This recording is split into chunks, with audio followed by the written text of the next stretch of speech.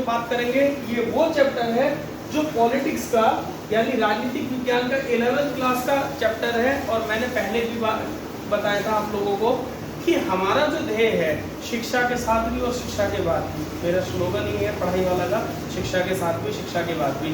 अब जैसे कई लोगों को क्या है कि बड़ा लगता है कि भाई ये चुनाव और प्रतिनिधि कैसे, इसको कैसे समझे, परिसीमन को कैसे समझे। कई बार ऐसा होता है, पिछली कई बार ऐसा हुआ कि परिसीमन के बारे में बताया गया, यानी डिलिमिटेशन। डिलिमिटेशन होता क्या है, और हम इस चैप्टर को समझेंगे आर्टिकल 324 से लेके आर्टिकल 329 तक हम इस चैप्टर को समझेंगे। चुनाव की प्रक्रिया, प्रतिनिधि कौन करता है, इलेक्शन कमीशन ऑफ इंडिया का क्या कार्यकाल है, ठीक है, और ये क्या करता है, ये सारी चीजें। और कुछ पार्टियों के बारे में बताएंगे कि जैसे क्षेत्रीय पार्टी हो या आपके राष्ट्रीय पार्टी हो। क्षेत्रीय पार्टी और राष्ट्रीय पार्टी इन दोनों में अंतर क्या होता है, और क्षेत्रीय या राष्ट्रीय पार्टी बनने में हमें कितना क्या है, कितने सांसदों की आवश्यकता होती है, या उस पार्टी को कितना समय लगता है, ये सारी चीजें हमें जाननी चाहिए।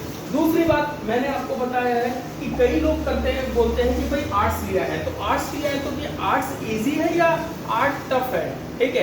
पॉलिटिक्स ना इजी है ना टफ है, ठीक है। इजी और टफ जो है हमारी मेंटेलिटी हमें बनाती है। और दूसरी बात, सब्जेक्ट कोई बुरा नहीं होता, कोई भी सब्जेक्ट क्या है कि बुरा नहीं होता। बुरा इसलिए नहीं होता क्योंकि इस सब्जेक्ट को लेके आप लॉ वगैरह और भी बहुत सारी चीजें कर सकते हो, एसएससी वगैरह की तैयारी कर सकते हो, ठीक है। आइए हम इस चैप्टर को समझते हैं, चुनाव और प्रतिनिधि। सबसे पहले क्या है, जैसे मान लीजिए चुनाव की बात करें, इसमें क्या क्या चीजें हम पढ़ेंगे।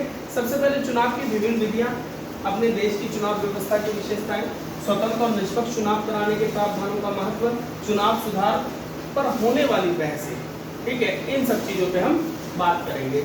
दूसरी बात क्या है, सबसे पहले चुनाव और लोकतंत्र। आपने पढ़ा होगा कि चुनाव और लोकतंत्र। आइए हम अपने से ही चुनाव और प्रजातंत्र के बारे में दो प्रश्न पूछ लेते हैं। सबसे पहले, क्या बिना चुनाव के लोकतंत्र कायम रह सकता है? नहीं।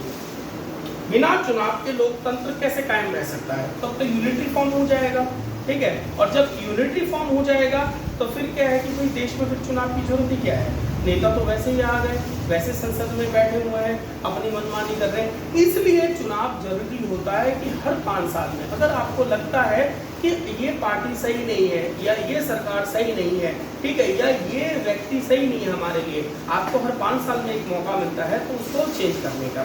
दूसरी बात, ठीक है, यहाँ पे क्या बिना लोकतंत्र के चुनाव हो सकता है? बिना लोकतंत्र के चुनाव हो सकता है? नहीं, बिना लोकतंत्र के चुनाव हो नहीं सकता। पर चुनाव हो सकता है लोकतंत्र, बिना लोकतंत्र के हो सकता है, पर वो क्या है, वो चुनाव नहीं कहलाएगा। वो चुनाव नहीं कहलाएगा, वो क्या है कि वो एक तरीके से फॉर्जरी इलेक्शन होगा। और वो क्या है कि आपका दम घोटेगा, गला घोटेगा और आपके ऊपर आपको प्रताड़ित करेगा।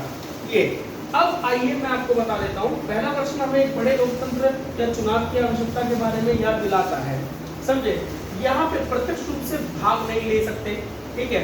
अब यहाँ पे चुनाव जो होते हैं 2 तरीके के होते हैं चुनाव, ठीक है। एक होते हैं, एक प्रत्यक्ष रूप से होते हैं और दूसरा परोक्ष रूप से होते हैं, ठीक है। एक डायरेक्ट होता है, ठीक है, और एक इनडायरेक्ट होता है। डायरेक्ट में जो होता है, ठीक है, हम लोग पार्टिसिपेट करते हैं। जो डायरेक्ट इलेक्शन होता है उसमें हम लोग पार्टिसिपेट करते हैं। डायरेक्ट इलेक्शन में क्या होता है, ठीक है, डायरेक्ट इलेक्शन में जो होता है वो होता है आपके, ठीक है, वो होता है आपके, ठीक है, एमएलए, विधानसभा,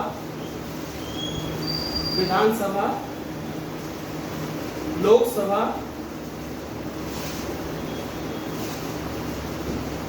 और कुछ ऐसे इलेक्शन है जो ये इलेक्शन होते हैं, ठीक है। विधानसभा, लोकसभा,